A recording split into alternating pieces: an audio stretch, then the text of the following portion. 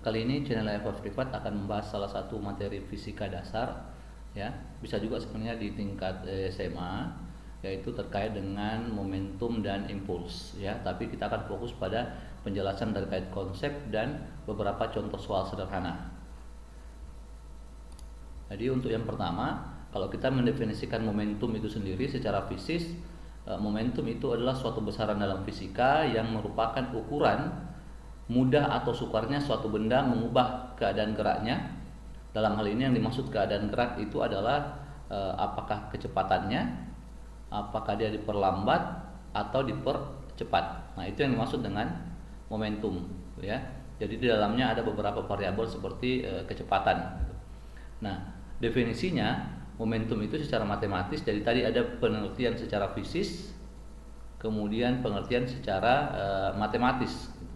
Secara matematis dituliskan bahwa momentum yang biasa disimbolkan dengan huruf P ini itu sama dengan P ini itu kalau saya kasih ini adalah momentum, ya. Momentum. Kenapa ada tanda panah di atasnya? Karena dia ini adalah simbol bahwa dia adalah besaran vektor. Ya. Ini juga kecepatan juga adalah besaran vektor. Nah, definisinya seperti itu. Karena dia adalah massa dikali dengan kecepatan, maka satuannya tentu saja adalah kilogram meter per second. Kemudian m sendiri itu adalah massa, tentu saja dalam kilogram, dan v itu vektor adalah kecepatan, ya, kecepatan. Jadi harus diingat, ya, bahwa ketika kita mengerjakan soal terkait dengan momentum, kita harus fix dengan besaran-besarannya atau satuan-satuannya juga, gitu ya. Satuan untuk m itu adalah massa, satuan untuk kecepatan adalah meter per second. Kecuali dalam soal itu diminta lain, gitu ya. Misalkan soalnya pilihan ganda kemudian diminta dalam gram meter per second, ya tidak ada persoalan, gitu ya. Namun jika untuk keadaan normalnya maka kita harus menggunakan kilogram untuk massa dan meter per second untuk kecepatan, ya. Jadi ini secara matematis definisi untuk momentum, ya, dipengaruhi oleh massa dan kecepatan.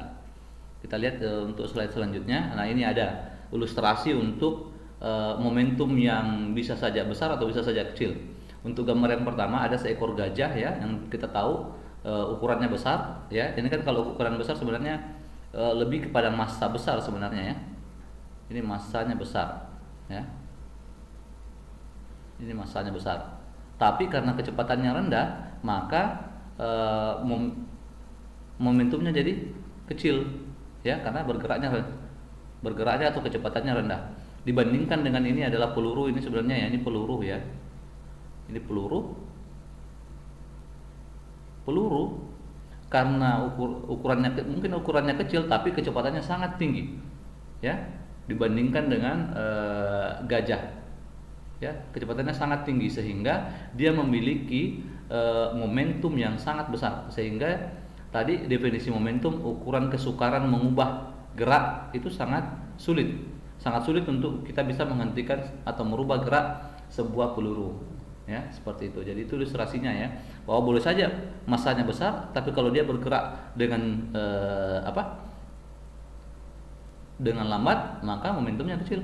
Boleh saja ukurannya kecil tapi kalau dia bergerak dengan kecepatan yang sangat tinggi maka momentumnya besar, ya. Jadi itu bagaimana kita menjelaskan bagaimana momentum dipengaruhi oleh massa dan kecepatan. Nah, selanjutnya ini ada beberapa contoh soal, ya. Untuk contoh soal yang pertama, berapa besar momentum burung, ya. Langsung saja kita ketahui, tulis apa yang diketahui, ya. Momentum burung, ya, kita ketahui massanya sama dengan 22 gram, ya. Kalau 22 gram ini kan 22 kali 10 pangkat minus 3 kilogram, ya. Kemudian dengan laju 8 meter per second, V-nya sama dengan 8 meter per second. Yang ditanyakan adalah momentum, ya. Berarti sederhana saja, ya. Untuk solusinya kita pasang saja persamaannya, gitu ya. V sama dengan M kali V, gitu. M-nya berapa? 22 dikali dengan 10 pangkat minus 3 dikali dengan 8, gitu. Tinggal kita kali saja, ya. 22 dikali 8, tidak apa-apa manual ya. 6 1 8 kali 2 17 plus 176 ya.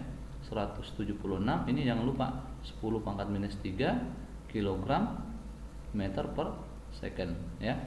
Itu salah satu contoh soal yang kita langsung kali saja gitu. Ini juga ada beberapa contoh berikutnya.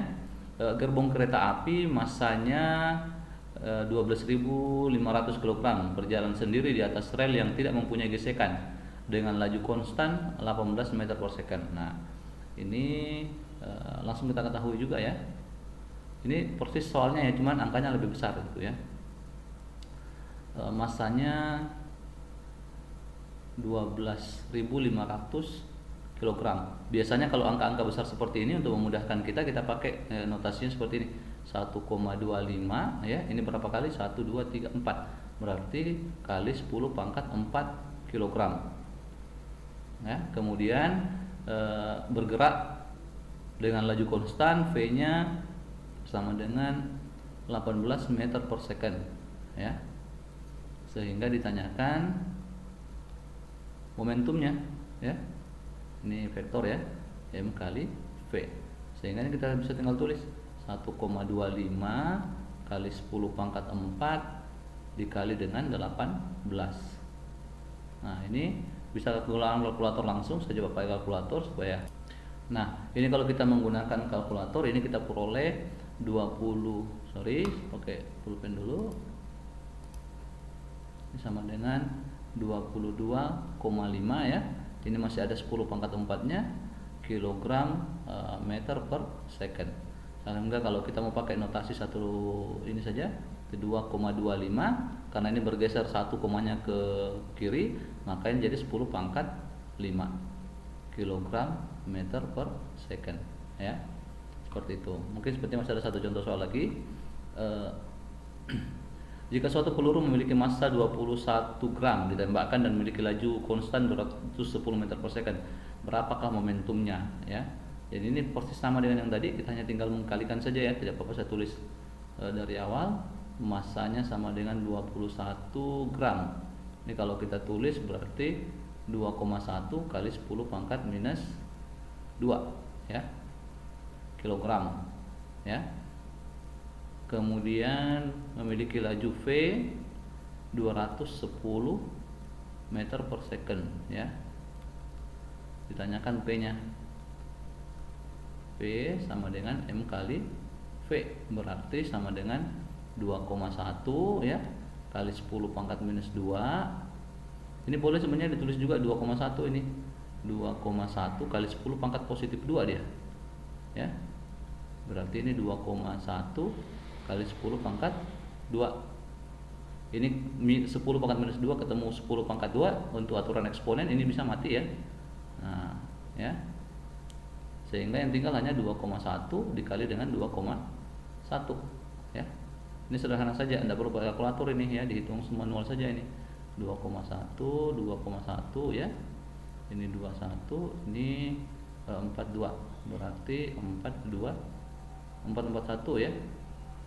Ya, tapi ada 2 belangka koma, berarti 4,41 kilogram meter per second ya. Jadi itu ada 3 contoh soal untuk menghitung berapa besarnya momentum dari suatu kejadian tertentu gitu ya, berdasarkan definisinya secara matematis. P sama dengan M dikali dengan V ya. Nah, selanjutnya kita akan membahas terkait dengan hubungan antara momentum dan hukum Newton. Lebih tepatnya adalah hukum kedua Newton gitu ya. Waktu kita belajar hukum kedua Newton ya, dituliskan bahwa gaya ya, hukum kedua Newton itu meskipun kita mengenalnya F sama dengan M dikali dengan A ya, tapi bunyi hukum kedua Newton sebenarnya adalah gaya itu, jadi ini gaya itu adalah laju perubahan momentum ya. Secara matematis laju perubahan momentum ini itu dituliskan seperti ini ya. Laju perubahan momentum, perubahan itu delta P, laju berarti per delta T. Sehingga kita tulisnya bahwa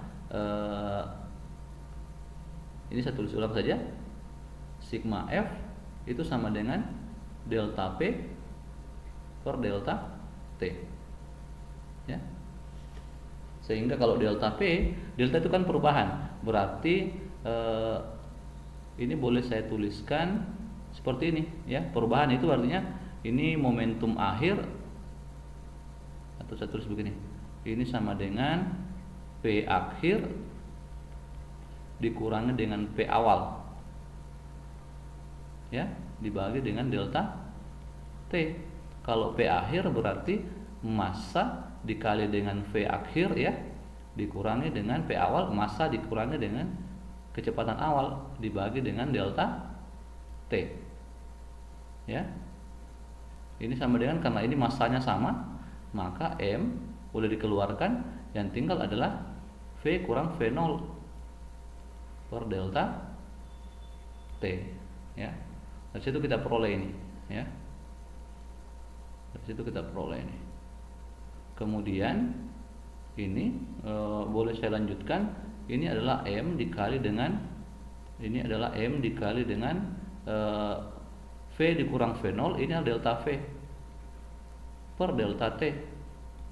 Delta V per delta T ini tidak lain adalah definisi dari percepatan, ya. Sehingga ini boleh saya tulis M kali A, dengan A itu adalah percepatan,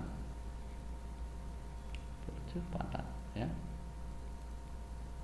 Sehingga kita sampai di persamaan yang ini, persamaan hukum kedua Newton, ya. Sigma F sama dengan M kali delta V per delta T sama dengan M kali A, atau laju perubahan momentum sebuah benda sama dengan gaya total yang diberikan padanya, ya. Itu adalah hubungan antara momentum dan hukum kedua Newton. Jadi jangan lagi mengatakan bahwa hukum kedua Newton itu sama dengan bunyinya, ya. Ya, itu bunyinya adalah bahwa jumlah gaya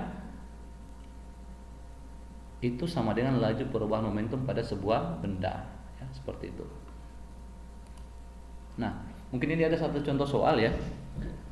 Air yang keluar dari selang dengan debit 1,5 kg per second dan laju 20 meter per second. Ini langsung kita ketahuan, ya, bahwa besaran yang ini, ya, itu adalah massa. Besaran yang ini itu adalah kecepatan, ya. Ini adalah kecepatan, ya. Itu ilustrasinya ada di sebelah, ya, dan diarahkan pada sisi mobil yang menghentikan gerak majunya, ya. Berapa gaya yang diberikan air pada mobil, ya, berapa gaya yang diberikan air pada mobil. Jadi ditanyakan ini sigma F tadi, gitu. Tapi ada informasi di sini yang tersirat, ya, ada besaran lain yang tersirat di sini. Dikatakan yang menghentikan gerak majunya, ya. Jadi air itu berhenti ketika menumbuk mobil, ya, ketika mengenai mobil. Sehingga yang diketahui dari soal ini adalah massanya itu sama dengan 1,5 kg. Kecepatan awalnya V0-nya itu sama dengan 20 meter per second. Dan kecepatan akhirnya ada, ya, meskipun tidak dituliskan di soal, tapi dikatakan bahwa menghentikan geraknya, berarti kecepatan akhirnya adalah 0 meter per second atau berhenti, seperti itu, ya. Pertanyaannya berapa F? Berapakah F?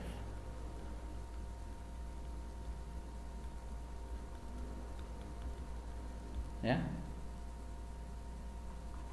Nah, ini solusinya, ya. Saya tuliskan ulang tadi apa yang kita ketahui, ya, dari soalnya. Yang diketahui itu adalah massa air, ya, itu 1,5 kg. Kemudian kecepatan awalnya itu adalah 20 meter per second. Kecepatan akhirnya itu adalah 0 meter per second.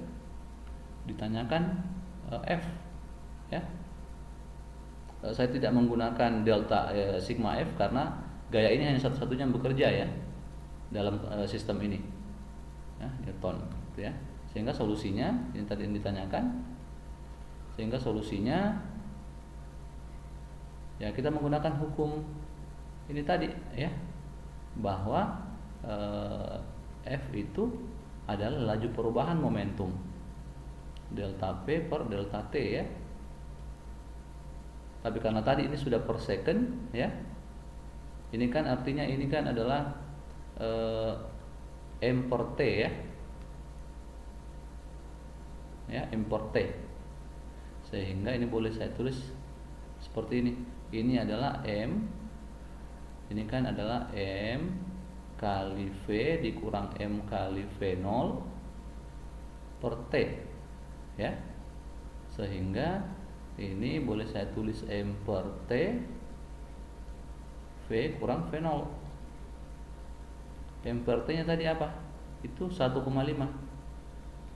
Kenapa saya menyebut ini adalah M per T? Karena ini adalah kilogram per second ya, kilogram per second. Di soal disebutkan ini kilogram per second. Dan ini kilogram massa, second itu waktu, berarti pasti M per T ya, dikali dengan ini 0 dikurangi dengan 20 ya, ini sama dengan 1,5 kali minus 20 atau sama dengan minus 30 Newton. Jadi besarnya gaya yang menghentikan air itu adalah minus 30 Newton. Nah, ini ada menarik di sini, ada tanda minus ya. Minus artinya ya, atau minus artinya bahwa arah gaya ini berlawanan dengan arah kecepatan awal air ya. Jadi kalau tadi airnya saya ilustrasikan di sini, airnya tadi dari selang itu keluarnya arahnya seperti ini ke sana ya, V-nya sama dengan 20 meter per second, maka di mobil itu arahnya ke sini, gayanya F-nya ya 30 Newton, seperti itu ya, penjelasan sederhananya ya.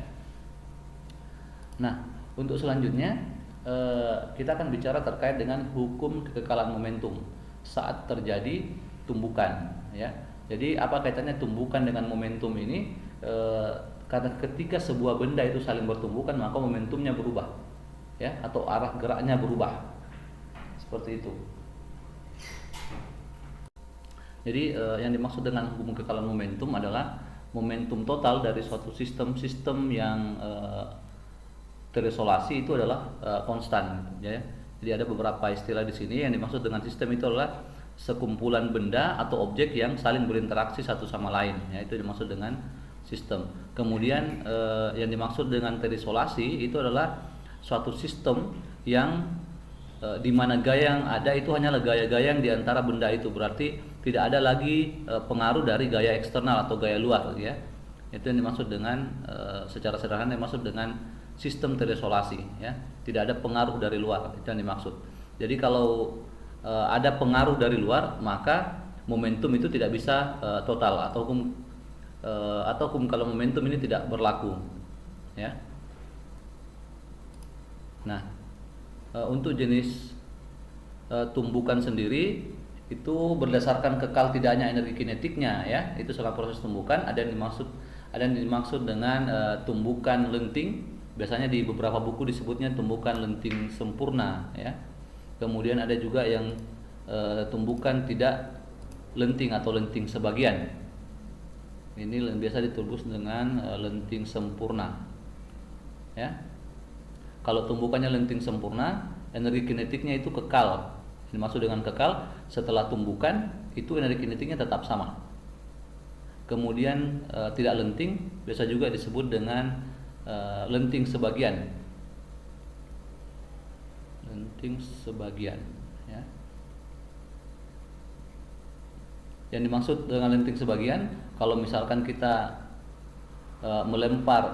melemparkan bola misalkan dengan kecepatan 10 meter per second, kemudian menumbuk sebuah dinding misalkan, kemudian bola itu terpental kembali misalkan dengan kecepatan 5 meter per second, ya, atau kurang dari 10 meter per second, maka ini termasuk tumbukan lenting sebagian. Kalau tadi kita kembali ke tumbukan lenting sempurna, kalau Anda melempar bola misalkan kecepatannya 10 meter per second mengenai sebuah tembok, kemudian bola itu terpental kembali ya dengan kecepatan yang sama besarnya ya 10 meter per second, maka ini termasuk ilustrasi untuk tumbukan lenting sempurna.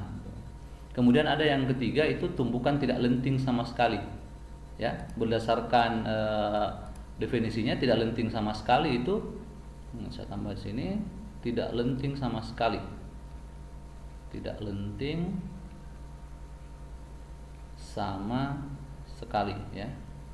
Yang dimaksud tidak lenting sama sekali, misalkan Anda melemparkan, tapi kali ini bukan bola ya, Anda melemparkan misalkan tanah liat ya, kecepatannya tadi 10 meter per second, kemudian mengenai sebuah dinding ya, kemudian tanah liat yang Anda lemparkan itu nempel ke dindingnya ya. Nah ini ilustrasi, atau dia akhirnya berhenti ya, V-nya sama dengan 0 dan dia berhenti dan melekat bersama dengan dinding, itu ilustrasi untuk tumbukan tidak lenting sama sekali ya.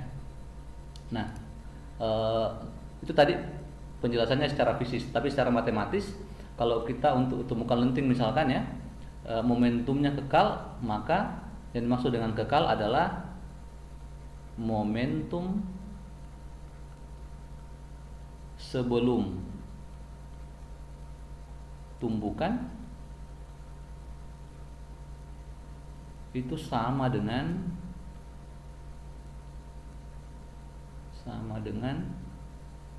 setelah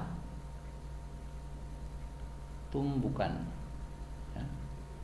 Jadi kalau saya ilustrasikan begini, kalau ini sebuah lantai ya, kemudian ada dua bola, ini massanya M1 bergerak dengan kecepatan V1, kemudian di sini ada M2 bergerak dengan kecepatan V2 ya, kemudian bertumbukan ya. Anggaplah ini setelah bertumbukan seperti ini modelnya ya. Ini tetap M1, yang ini M2, yang ini kecepatannya berubah ya. Anggap ilustrasinya seperti itu. Ini V1, artinya kecepatan V1 kita kasih notasi aksen, maksudnya setelah tumbukan ya. Ini tadi sebelum,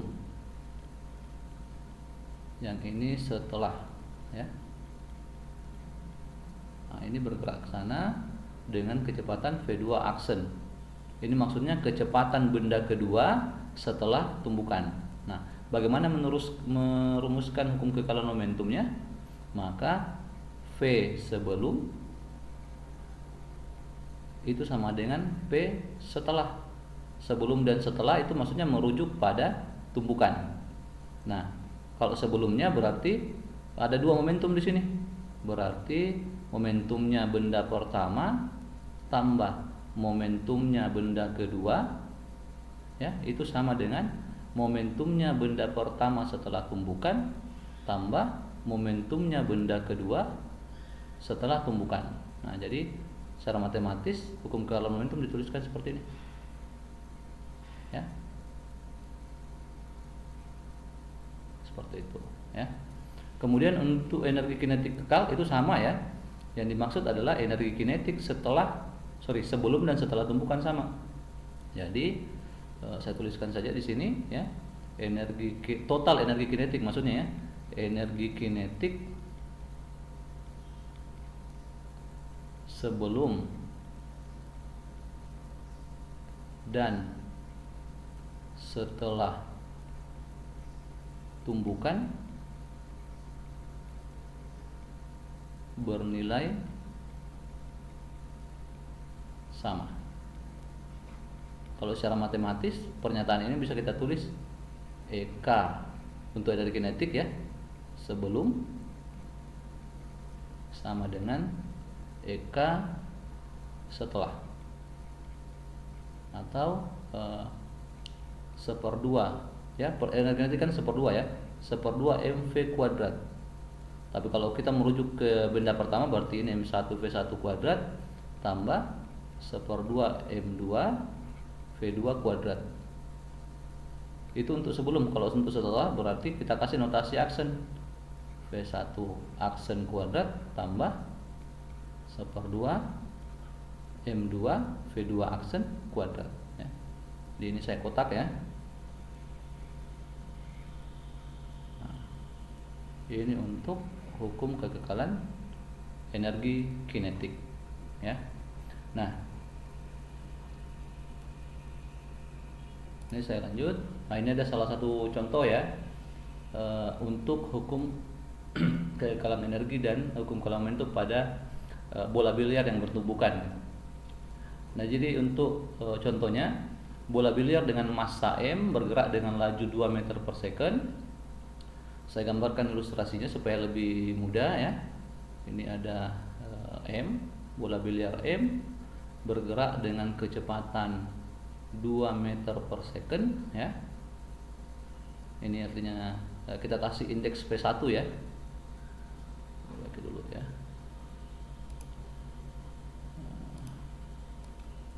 Jadi M1-nya sama dengan M1-nya sama dengan M, kemudian V1-nya sama dengan 2 meter per second ya. Bertumbukan dari depan dengan bola kedua yang massanya sama. Oke. Di sini ada bola kedua yang massanya juga kebetulan M2 sama dengan M. Dalam keadaan diam berarti dari sini kita peroleh informasi V2 ini sama dengan 0 meter per second. Pertanyaannya adalah berapa laju kedua bola setelah tumbukan dengan menganggap bahwa bola itu lenting ya. Nah, dari sini berlaku hukum kekekalan momentum ya. Untuk menyelesaikannya berlaku hukum kekekalan momentum. Kekekalan momentum.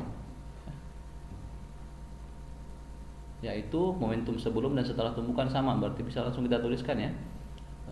M1 V1 tambah M2 V2 ya, jangan lupa ini V2 0 ya, sama dengan M1 V1 aksen tambah M2 V2 aksen. Kita masukkan saja ya. M1-nya itu kan M dikali dengan V1 tambah 0 ya, sama dengan M V1 aksen tambah M V2 aksen. Ini bisa kita coret-coret ini M-nya karena sama ya, sehingga kita sampai di ini karena hanya ada satu besaran yang kita peroleh, yang kita ada di informasinya ya, cuman 2 meter per second ini, sehingga ini tidak bisa kita selesaikan gitu. Kita tulis dulu ini bentuk lainnya adalah V1 dikurang V1 aksen ini sama dengan V2 aksen ya.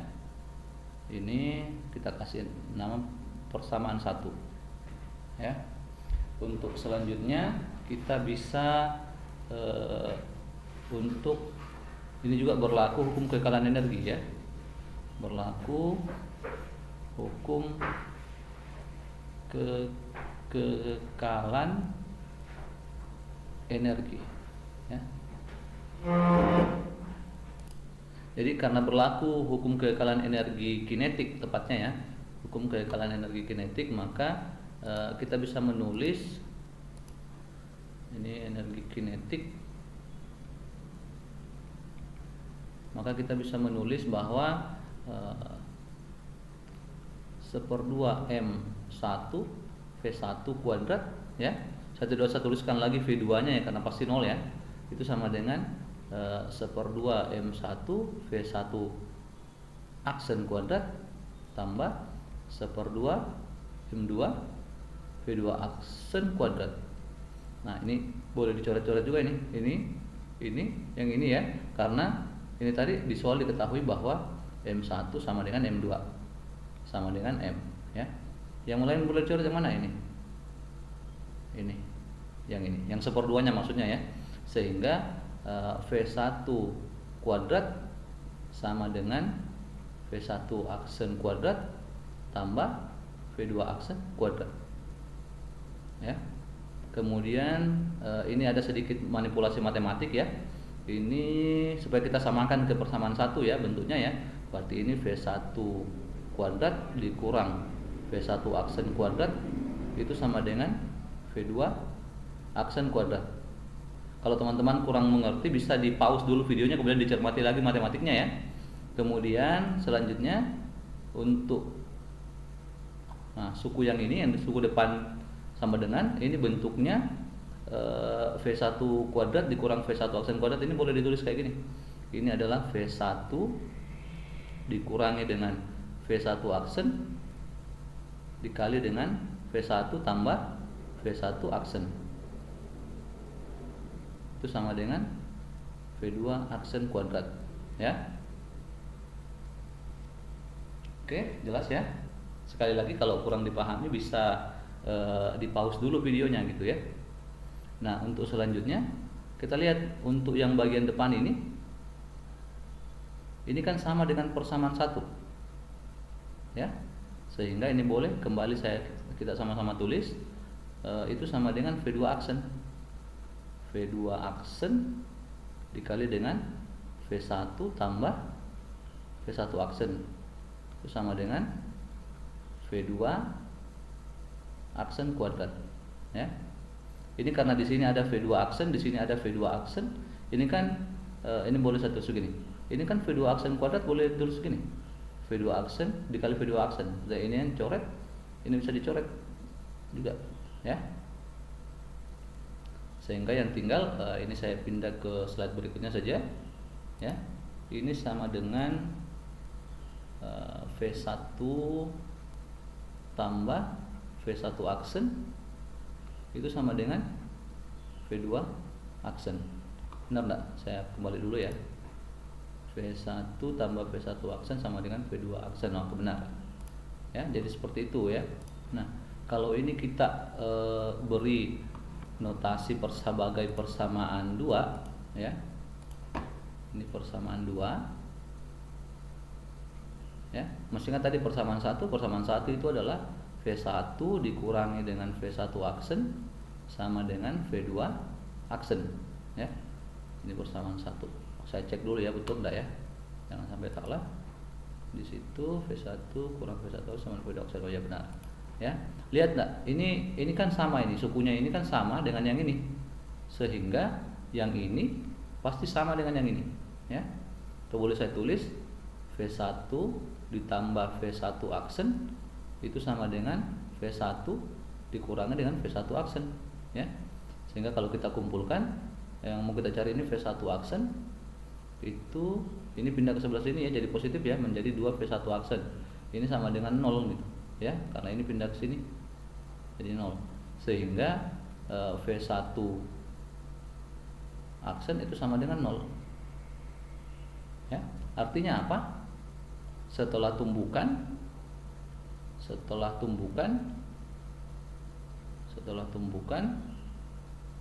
bola pertama diam atau berhenti ya, atau berhenti seperti itu. Nah, bagaimana kemudian kita menentukan berapa besarnya V2 aksen ya, tinggal substitusi saja gitu ya. V2 aksen diperoleh substitusi V1 aksen ke persamaan 1 atau 2, pilih saja gitu. Anggaplah kita mau yang ke persamaan 1 saja. Berarti persamaan 1 kan V1 kurang V1 aksen itu sama dengan V2 aksen. Kalau kita substitusi ini V1 aksen ini sama dengan 0, maka V2 aksen itu sama dengan V1 ya kan, berarti V2 aksen itu sama dengan 2 meter per second juga ya. Artinya apa? Setelah tumbukan ini artinya apa? Artinya setelah tumbukan